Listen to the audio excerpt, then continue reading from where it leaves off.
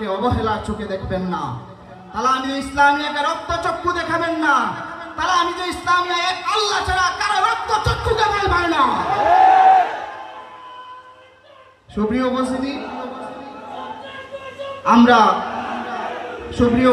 আমরা আজকের এই সম্মেলন থেকে আমরা এই প্রতিজ্ঞাবদ্ধ হব, আমরা এই নিজেদের মধ্যে এই শপথ নিয়ে রাখবো যে আমরা যতদিন বেঁচে থাকবো তালামিদে ইসলামিয়ার সাথে থাকবো। রাজি আছেন কিনা?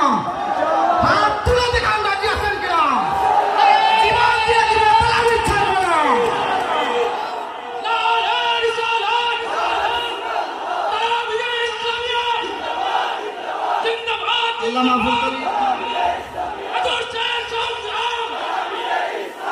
আল্লামা ফুলতলি সাহেব কিবলা রহমতুল্লাহ আলাইহি তার কোনো ব্যক্তিজনকে আমাদের কাছে দিয়ে যান নাই, বরং